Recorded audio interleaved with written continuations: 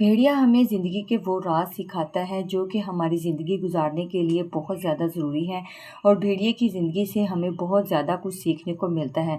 अगर हम भेड़िए की साइकोलॉजी को समझें तो हम ज़िंदगी में सक्सेसफुल हो सकते हैं, ज़िंदगी में कामयाब हो सकते हैं।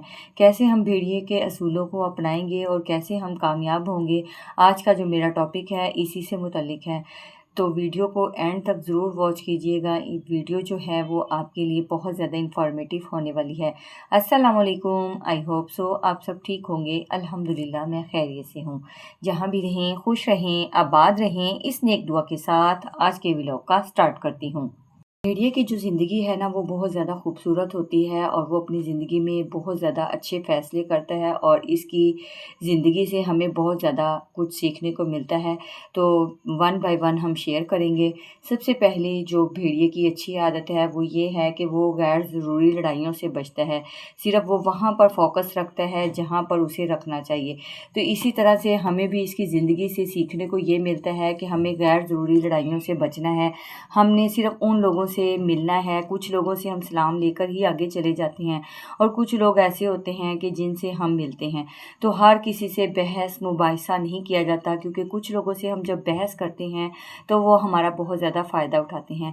कहीं हमें रिएक्ट नहीं भी करना होता, क्योंकि अगले बंदे का जो मकसद होता है वो यही होता है कि ये गुस्सा करे और अपनी एनर्जी को खो दे।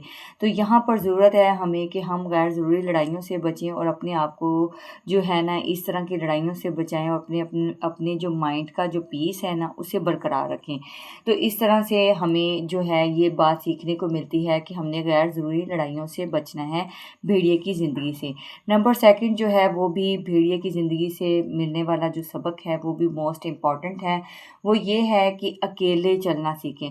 बहुत सारे ऐसे लोग होते हैं जो बगैर किसी की रहनुमाई के नहीं चलते, लेकिन भेड़िया जो होता है वो अपने इस मकसद के लिए अकेला चलता है। वो किसी को इस बारे में जो है ना नहीं बताता। जब हम अकेले चलते हैं और हम किसी से अपने मामलात को शेयर नहीं करते हैं तो हम अपनी ज़िंदगी पर बेहतर फोकस कर सकते हैं और अपनी ज़िंदगी में कामयाबी भी हासिल कर सकते हैं। क्योंकि बाज़ जगहें ऐसी होती हैं जहाँ पर किसी को बताए बगैर अकेले चलना ही मुनासिब होता है। तो कितनी अच्छी ये भेड़िए की साइकोलॉजी है कि अकेला चलना सीखना चाहिए। तो नंबर थर्ड जो है वो भी इम्पॉर्टेंट पॉइंट है, वो ये है कि खामोशी से आगे बढ़ें। अपने इरादों को दूसरों के साथ शेयर मत करें।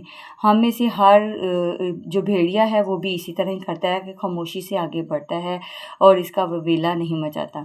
तो यही बात हमें भी सीखने को मिलती है कि हमें जो है अपनी जो राज हैं वो दूसरों से शेयर नहीं करने चाहिए।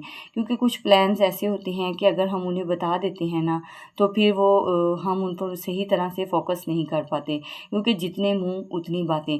हर कोई हमें जो है ना सजेशन दे रहा होता है। कोई पॉजिटिव सजेशन देता है और कोई नेगेटिव सजेशन देने वाले ज़्यादा होते हैं।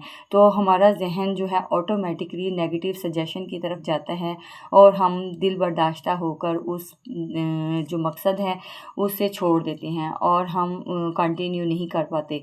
तो बेहतर है कि हम अपने जो प्लान्स हैं वो भेड़िए की तरह शेयर ना करें, क्योंकि जो चीज़ हम शेयर करेंगे उसमें मिक्स कंटेंट बन जाएगा। जैसे कि कोई मशवरा दे रहा है, कोई मशवरा दे रहा है। इसी तरह से हमारे जो प्लान्स होते हैं वो भी इसी तरह से ही होते हैं।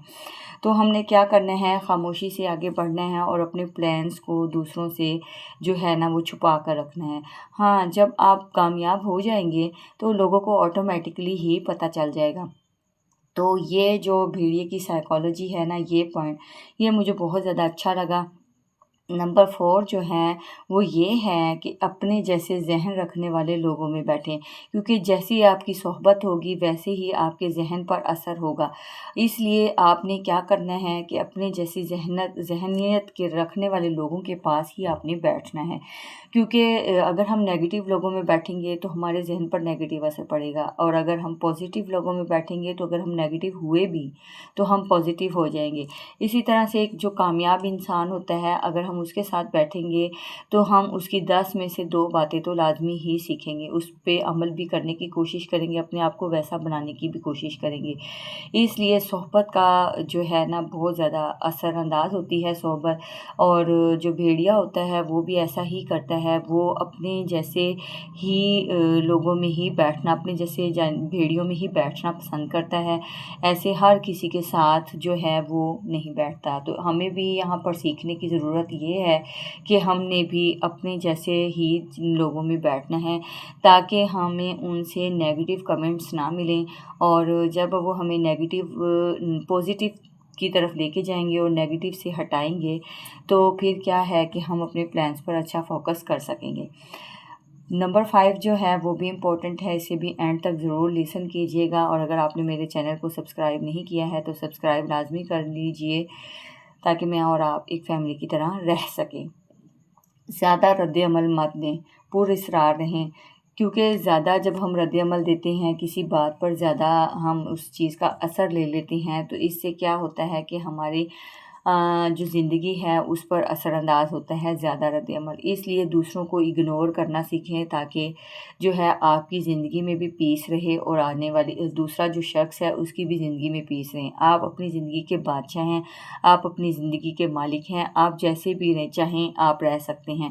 تو دوسروں کی جو نیگیٹو مارکنگ ہے، لوگ تو جو ملک کا بادشاہ ہوتا ہے اس کی بھی جو ہے نا اس پہ بھی کرٹیسائز کرتے ہیں، تو ان کی باتوں کی پرواہ نہیں کرنی آپ نے، اور آپ نے اپنے مقصد کی طرف بڑھتے جانا ہے، اور انشاءاللہ کامیابی جو ہے وہ آپ کا مقدر بنے گی انشاءاللہ۔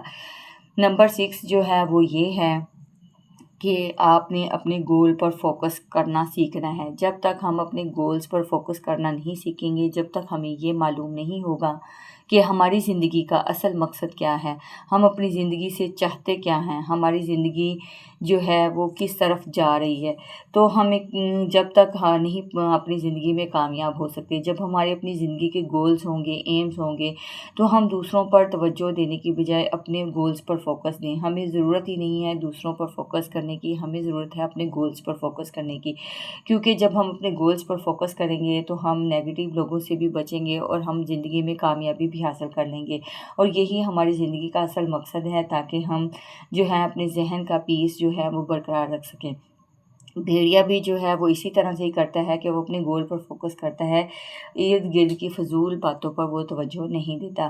نمبر 7 جو ہے وہ بھی امپورٹنٹ ہے، وہ یہ ہے کہ اپنی عزت خود کرنا سیکھو۔ بھیڑیے کی زندگی سے ہمیں یہ بھی سیکھنے کو ملتا ہے کہ چاہے آپ اکیلے ہو، چاہے آپ اپنے مقصد دوسروں کو نہیں بتا رہے ہو، لیکن آپ اپنی عزت خود کر رہے ہو، تو آپ نے عزت اپنی خود کرنی ہے۔ جب تک آپ اپنی عزت خود نہیں کریں گے، دوسرے بھی آپ کی عزت نہیں کریں گے، اور جتنی عزت آپ اپنی خود کریں گے اتنی ہی عزت آپ کو لوگ دیں گے۔ تو اس لیے یہاں پر سمجھنے کی ضرورت ہے کہ ہم نے اپنی عزت کو کس طرح سے بڑھانا ہے۔ تو یہ تھا میرا آج کا ولاگ، امید کرتی ہوں آپ کو پسند آیا ہوگا۔ بھیڑیے کی زندگی کے یہ راز جو ہیں ہماری زندگی کو بدل کر رکھ دیں گے، اور اگر میری ویڈیو میں آپ کو کوئی بھی بات لرن کرنے کو ملی ہو تو میرے چینل پر کمنٹ ضرور کیجیے گا، تاکہ مجھے جو ہے اندازہ ہو سکے کہ آپ انشاءاللہ یہ جو بھیڑیے کے جو میں نے اصول بتائے ہیں یہ زندگی میں بہت زیادہ آپ کے لیے معاون ثابت ہوں گے۔ دعاؤں میں یاد رکھیے کہ ملتے ہیں نیکسٹ ویڈیو میں۔ اللہ حافظ۔